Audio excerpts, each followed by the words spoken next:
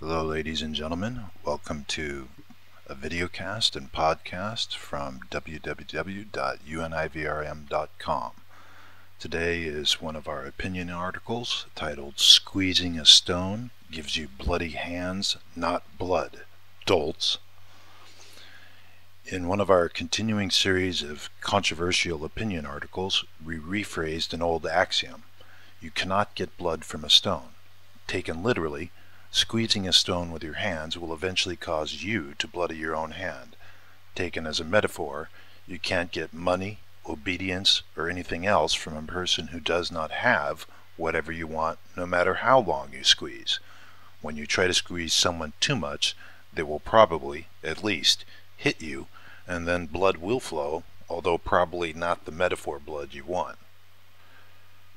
Perhaps this is too simple of a concept for some pontificating from ivory towers. World history is full of ruling elites trying to get blood from rocks and uttering idiocy like "let them eat cake," even though Marie Antoinette did not really say that, as they attempt to keep their ivory tower positions. Please pick up a copy of the book Humpty Dumpty. We doubt anyone actually reads our opinion articles, so there is no reason to pull punches. Have the political leaders of the Western countries lost their collective minds? Billionaires, politicians, religious leaders, and their pawns flying around on private jets, surrounded by guards, grasping for ever more power and money. Once again, greedy people are not a historic abnormality. Didn't any of these morons read a single history book? Greece is on its second day of a national strike. Unemployment, primarily amongst the young, is out of control in most of Europe and North America. The next dominoes to fall are Ireland, Spain, Portugal, Italy, and France is looking a bit wobbly. In case you don't know, the situation is worse in all the ex-Soviet bloc countries. Returning to history and reading, please pick up a book on the French Revolution. We like the French, but the current ivory tower pontificators may not like what happened to all their ivory tower counterparts when the average person said enough is enough. All those guards, policemen, military, political establishment, and social norms protecting ivory tower pontificators tend to go flying out the window, literally, when ivory tower pontificators, so out of touch with reality, demand blood from stones.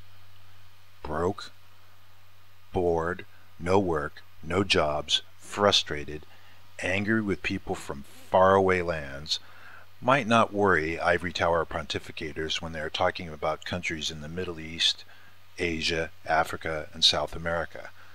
A tragedy, they say, and an unfortunate consequence of rampant aristocratic capitalism. We know it is hard to hear way up there in the ivory tower as one drinks champagne and flies to meet with one's peers in Switzerland and other closed meetings of one's fellow elite. Several 100 million people, larger than any army ever before seen on the planet Earth, live right next to you and fed up with your ivory tower pontificating on austerity as you sit on your fat butts thinking you're famous and untouchable. Here is another lesson from history. For over 1,000 years, Roman conquerors returning from the wars enjoyed the honor of triumph, a tumultuous parade. In the procession came trumpeters, musicians, and strange animals from conquered lands, together with carts laden with treasure and captured armaments.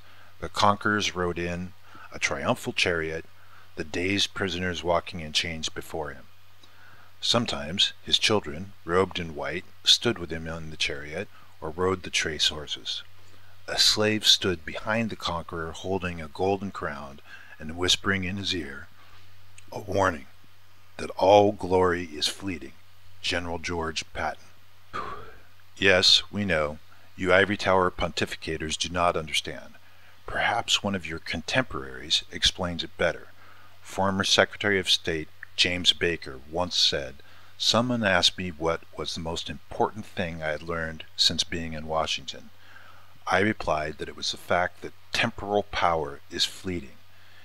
Baker went on to observe that once, driving through the White House gates, he saw a man walking alone on Pennsylvania Avenue and recognized him as having been Secretary of State in a previous administration.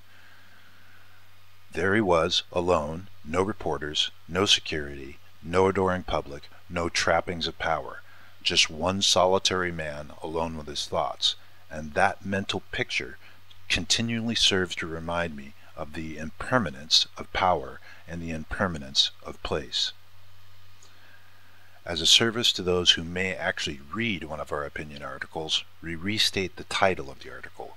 Squeezing a Stone Gives You Bloody Hands, Not Blood. DOLTS.